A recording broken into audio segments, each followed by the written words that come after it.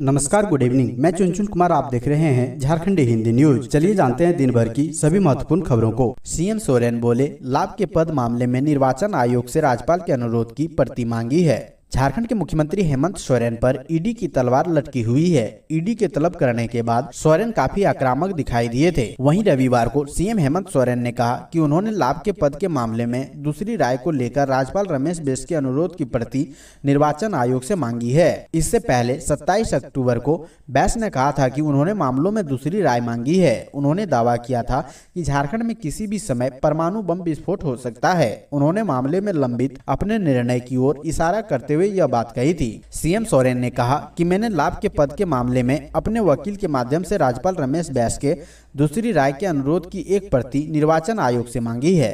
साथ ही कहा है, वकील ने मेरी ओर से कहा है कि निर्वाचन आयोग राज्यपाल द्वारा किए गए दूसरे अनुरोध के आधार पर कोई राय लेने से पहले निष्पक्ष और प्रभावी सुनवाई का अवसर प्रदान करेगा। गिरिडीह में बालू के अवैध कारोबार पर पुलिस नहीं लगा पा रही नकेल, दिन में भी धड़ल्ले से जारी है उठाव। गिरिडीह के उसरी नदी के अस्तित्व को बचाने के लिए एक और जहां जिला प्रशासन एवं स्वयंसेवी सक्रिय है, वहीं बालू माफिया लगातार इस नदी के बालू घाट से बालू का उठाव धड़ल्ले से कर रहे हैं। जिला के अन्य नदी घाटों की भी यही स्थिति है। बालू तस्करी रोकने के लिए जिला टास्क फोर्स लगातार कार्रवाई भी कर रहे हैं, लेकिन इस पर पूरी तरह रोक नहीं लगा पाई है। महापर्व छठ खत्म होने के बाद बालू उठाव में तेजी आई है। बड़े पैमाने पर रात के अंधेरे से लेकर दिन के उजाले में भी बालू की ढुलाई बेखौफ हो रही है। बालू माफिया नदी से अवैध रूप से बालू का खनन कर ट्रक और ट्रैक्टर पर लोड कर सुबह होते ही बिक्री के लिए भेज देते हैं। रोक का बहाना बनाकर बालू व्यवसायी ऊंचे दर पर बालू की बिक्री कर रहे हैं। शहरी क्षेत्र के विभिन्न बालू घाटों के अलावा जिला के सभी बालू घाटों से हर दिन बालू का उठाव खुलेआम हो रहा है। ईडी ने झारखंड के सीएम सुरक्षा प्रभारी और रांची जेल अधीक्षक को हाजिर होने का भेजा नोटिस। केंद्र जांच एजेंसी ईडी ने दो अलग अलग मामलों में सीएम के सुरक्षा प्रभारी और रांची जेल अधीक्षक को नोटिस भेजकर हाजिर होने को कहा है। मिली जानकारी के अनुसार प्रेम प्रकाश के यहाँ AK-47 बरामदगी के मामले में भी ईडी ने सीएम के सुरक्षा प्रभारी को नोटिस भेजा है और गुरुवार को ईडी के समक्ष हाजिर होकर जवाब देने को कहा है। बताते चले कि 24 अगस्त को प्रेम प्रकाश के यहाँ ईडी की छापेमारी की गई थी। तब प्रेम प्रकाश के हरमू स्थित आवास से 2 AK-47 और 60 कारतूस की बरामद की गई थी। इस मामले में ईडी ने पाया था कि जिन दो जवानों के हथियार प्रेम प्रकाश के आवास पर मिले थे, उनकी तैनाती सीएम आवास में थी। ऐसे में ईडी ने पुलिस मुख्यालय को नोटिस भेजकर सीएम आवास के सुरक्षा अधिकारी को गुरुवार को हाजिर करने का नोटिस भेजा है। वहीं दूसरी ओर कोलकाता के कारोबारी अमित अग्रवाल से जुड़े मामले में ईडी ने रांची जेल अधीक्षक हामिद अख्तर को नोटिस भेजा है। ईडी रांची जोनल ऑफिस में बुधवार को हाजिर होकर जवाब देने के लिए कहा है।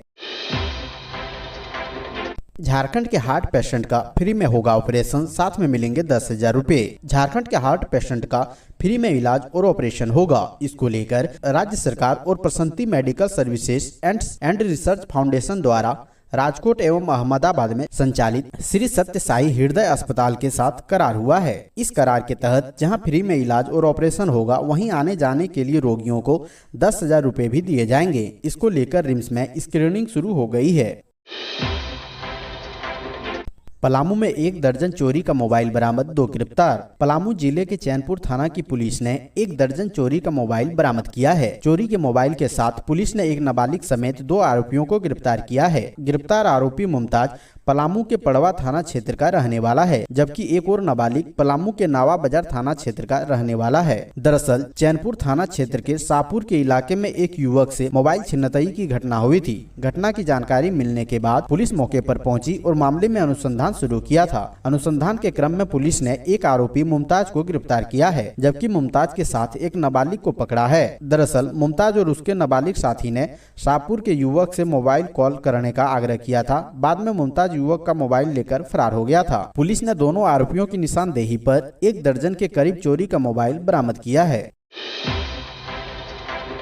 विधायक प्रदीप ने कहा, विपक्ष मुक्त भारत की परिकल्पना में स्वतंत्र एजेंसियों का दुरुपयोग कर रही भाजपा। देश में जब से भाजपा की सरकार बनी है, विपक्षियों को प्रताड़ित करते हुए पूरी तरह खत्म करने का काम चल रहा है। इसके लिए ईडी, आईटी और सीबीआई को भाजपा ने हथियार के तौर पर इस्तेमाल शुरू किया है। उक्त बातें पोड़ैयाहाट विधायक प्रदीप यादव ने अपने आवासीय कार्यालय में कही। उन्होंने कहा कि मेरे यहाँ छापेमारी इस अभियान का हिस्सा मात्र है। हालांकि इस सबसे प्रदीप यादव डरने वाला नहीं है। झारखंड में हेमंत सोरेन के नेतृत्व में जब से महागठबंधन की सरकार बनी है, यह सरकार स्थानीय और गरीबों के लिए काम कर रही है, जिसे भाजपा पचा नहीं पा रही है। वो अपनी कुत्सित प्रयास के तहत सीएम को कुर्सी से हटाना चाहती है। प्रदीप यादव का कहना था कि भाजपा को लगता है कि प्रदीप यादव सरकार का मजबूत स्तंभ है, जो प्रमुखता व स्थिरता से सरकार को समर्थन दे रहा है। अगर इस व्यक्ति को डरा दिया जाए तो सरकार शायद अस्थिर हो जाएगी। भाजपा हमें हर हाल में फंसाना चाहती है। विधायक का आरोप है कि मुझ पर पहले भी कई तरह के आरोप लगे हैं। यही नहीं, जनता के हित में आवाज उठाने के एवज में मुझे जेल जानी पड़ी, बावजूद हम डिगे नहीं। मेरी पत्नी 20 साल से खटाल चला रही है। मैं 5 बार सांसद और विधायक हूँ। मेरा बेटा सरकारी अस्पताल में चिकित्सक है। माँ को पेंशन मिलता है। ऐसे में 2 लाख रुपए घर से बरामद होना कोई बड़ी बात नहीं है। मेरे घर में मिली राशि वैध होने की प्रामाणिकता मैं दे सकता हूँ। सरयू राय पर भाजपा ने लगाया बड़ा आरोप, कहा कंबल ओढ़कर पी रहे घी। जमशेदपुर पूर्वी के विधायक सरयू राय के खिलाफ एसीबी जांच का आदेश जारी होते ही भाजपा सरयू राय के खिलाफ हमलावर हो गए हैं। वैसे सरयू राय ने किसी भी जांच से खुद को तैयार होने की बात कही और चुनौती देते हुए कहा कि एसीबी उन पर लगे आरोपों की जांच करें। उधर सरयू राय हाईकोर्ट के अधिवक्ता राजीव कुमार के बीच संबोध को लेकर भाजपा ने सरयू राय पर निशाना साधते हुए कहा कि दोनों के बीच संबंधों की निष्पक्ष जांच होनी चाहिए।